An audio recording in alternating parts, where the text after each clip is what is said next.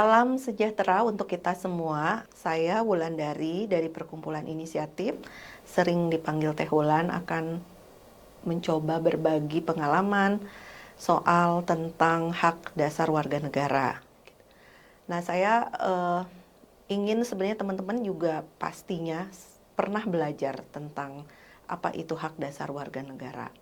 Intinya hak dasar warga negara itu sebenarnya memberikan satu pemahaman kepada kita bahwa kita sebagai warga negara Indonesia itu memiliki hak yang harus dihormati, dilindungi, dan dijamin pemenuhannya oleh negara. Dalam hal ini negara ini direpresentasikan oleh penyelenggara negara melalui Undang-Undang Dasar. Dalam hal ini kita punya Undang-Undang Dasar 1945 dan berbagai peraturan turunannya. Jadi kawan-kawan bisa belajar, mungkin pernah belajar soal pendidikan di sekolah SMA ya, soal pendidikan Pancasila dan kewarganegaraan. Nah, kita melihat bahwa hak dasar itu harus dipenuhi, dilindungi, dihormati oleh penyelenggara negara. Nah, apa saja sih hak-hak itu? Kita coba melihat misalnya dari Undang-Undang Dasar 45, itu kita melihat ada hak dasar warga negara misalnya dari pasal 27 gitu ya sampai pasal 30. Dimulai dari bagaimana kebebasan kita untuk berpendapat dilindungi oleh hukum gitu ya, kebebasan kita untuk mengakses pendidikan, kesehatan. Nah, teman-teman bisa melihat bahwa bagaimana sih negara itu harus memenuhi kewajibannya terhadap warga negara melalui Undang-Undang Dasar 1945. Nah, kita akan belajar misalnya tentang hak ekonomi, sosial, dan budaya yang sering disebut hak ekosob.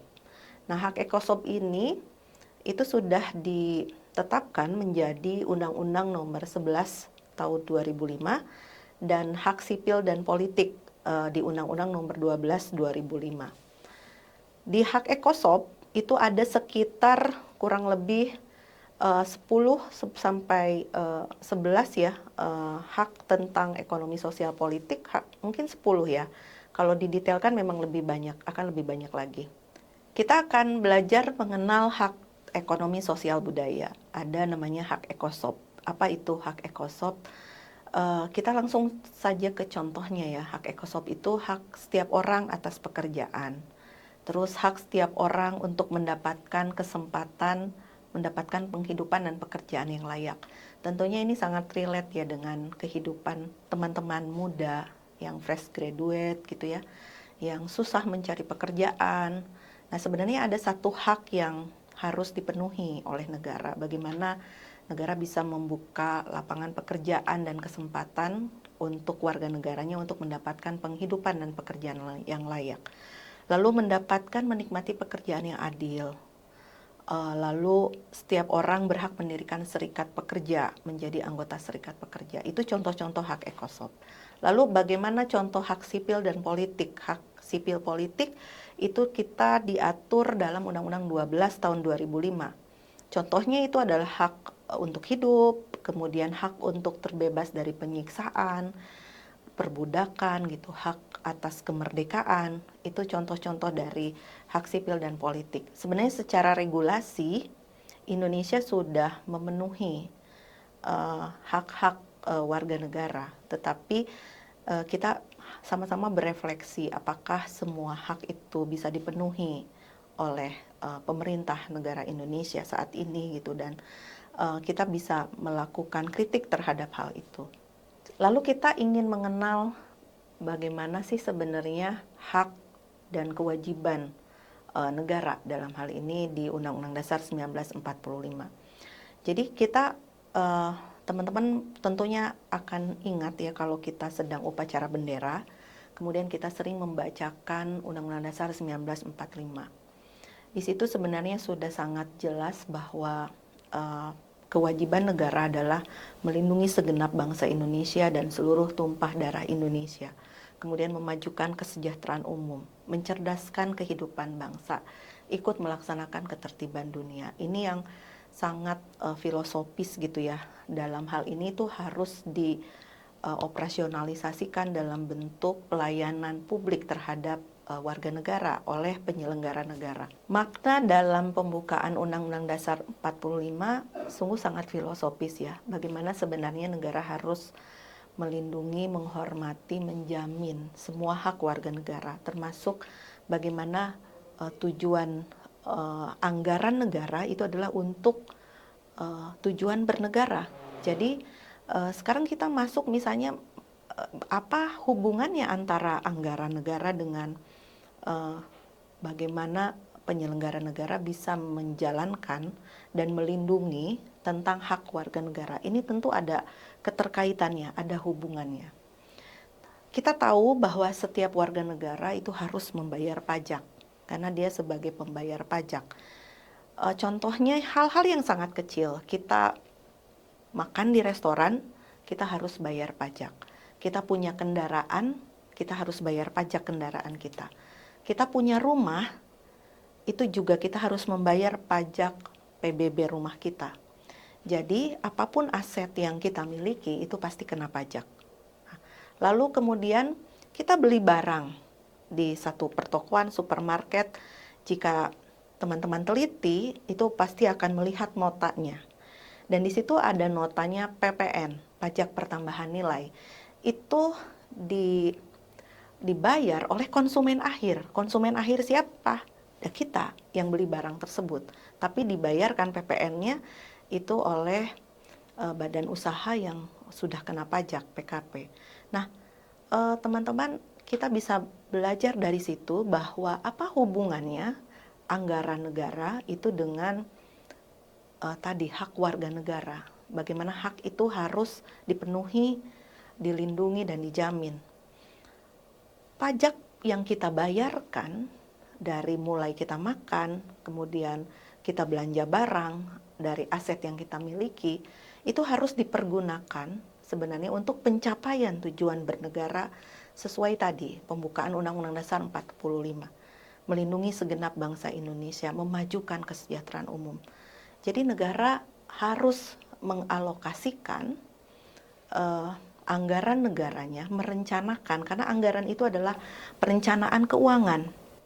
Bagaimana penyelenggara negara itu bisa merencanakan keuangan sesuai dengan kebutuhan prioritas rakyatnya, warga negaranya.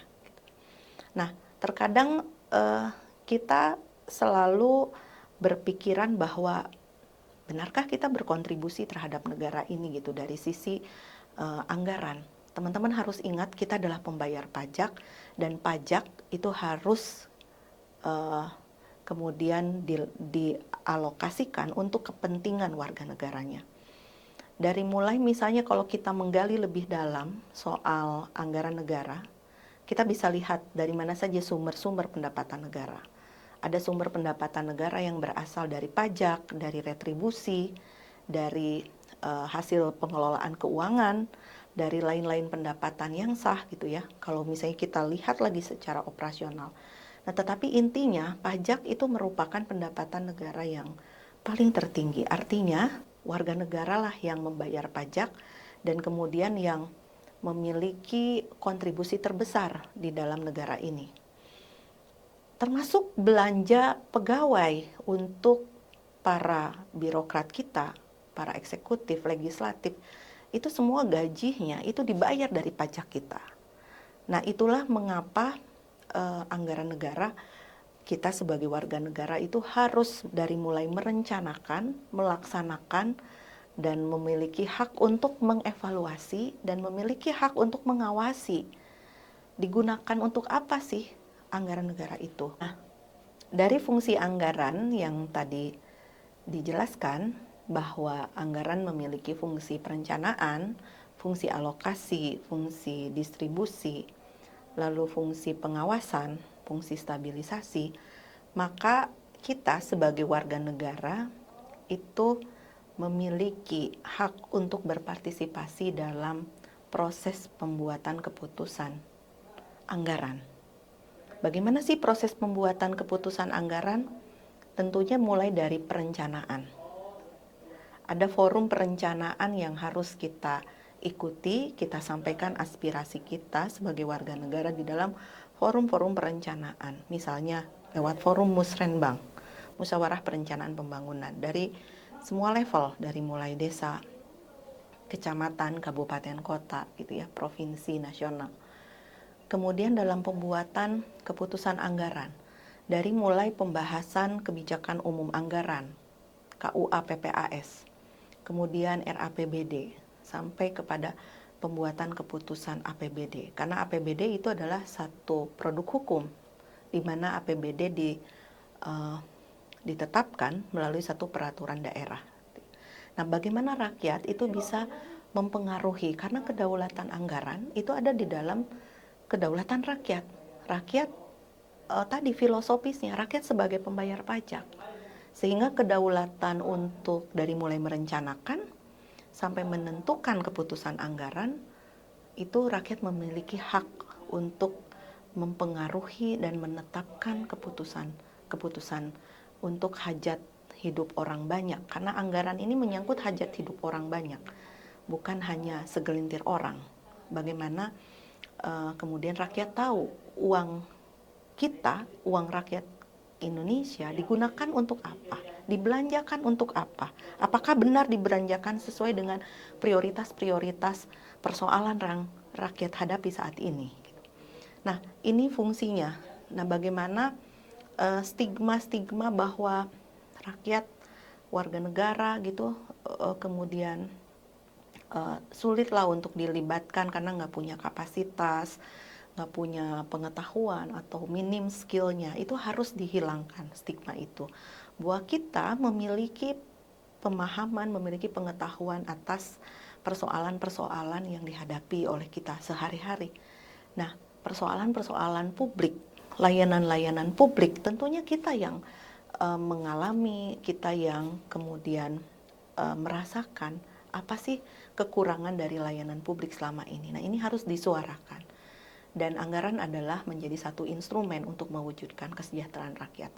Jadi poin penting dalam hal ini, mari kita mulai untuk belajar soal anggaran APBD di kota masing-masing, gitu ya, dimulai dari APBD, APB desa gitu ya, mulai yang sangat lingkup terkecil, kemudian APBD kabupaten kota, APBD provinsi sampai APBN, dan kita lihat apakah benar belanja yang dialokasikan itu udah sesuai dengan realitas persoalan warga negara saat ini.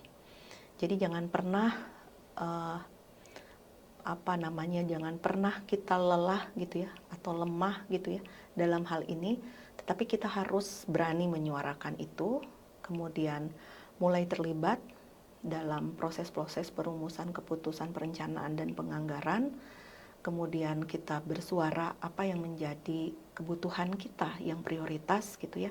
Kita suarakan, kita awasi, kemudian kita tahu bahwa alokasi uang negara adalah uang rakyat.